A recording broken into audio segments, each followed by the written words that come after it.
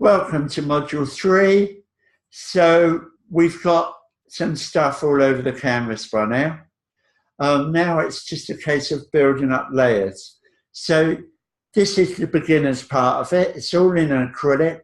What I normally do is move on with the acrylic when I'm happy with the composition, which I would be at this stage, the stage that you're at.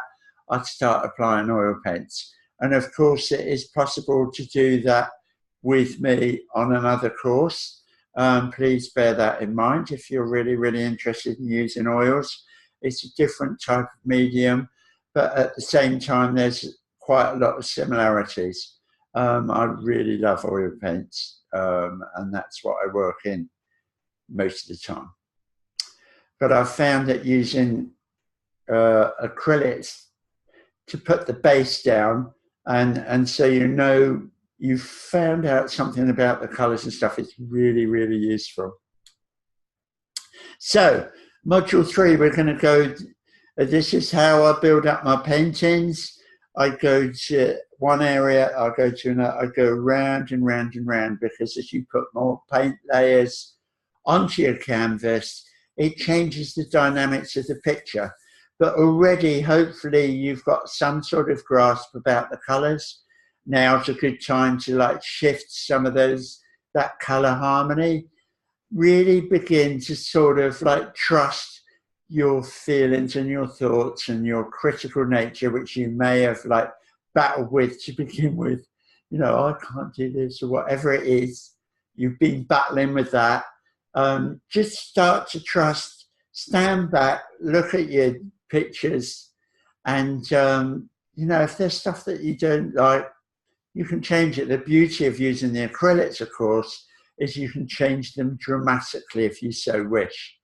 Also, I've built the course so that, if you want to choose another subject, start another canvas, and maybe come to back where you are later on, that's fine. You can catch up and do it at any time. So you can have 2 or 3 paintings on the go before we move on to this stage and the next stage. So this stage is really about, we're going to paint the sky, we're going to do the sea again, but then we're going to look at the main attraction and the foreground and any other points. As you've seen in my painting, I've got the pier, which is the main attraction, but what's sort of come out for the painting for me was the importance of the foreground. And the breakwaters and some birds I've got. And there's a pole that is basically, I'm quite sure what it is, but it's something to do with fishing and danger and rocks and whatever. But there's this pole with a little, I'm sure you mariner types will be able to, please send me an email and tell me what it is. But this focal point, I need to sharpen up, because it's a really useful, if you start to see either something that's in your picture that you haven't thought about, that it's a great, draws you into the painting. So those are things we're going to look at in module 3. Same process. Please keep a note of any thoughts and keep a journal of your work, because also you'll go into a zone, and then when you come out of the zone, you forget you've been in it. And that's the problem. That's why we don't sustain these practices in anything that we like doing, or any creative pursuit. Sometimes it's because they're ephemeral, like acting, whatever it is. And it's difficult to keep a feeling that you're making any progress. So it's really useful just to make it whatever notes.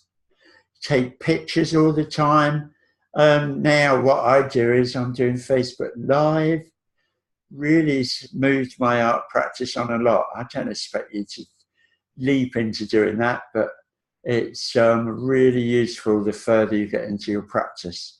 It pushes you through your limits, and that's what we're doing, breaking through these limits and showing, of course, you can do it.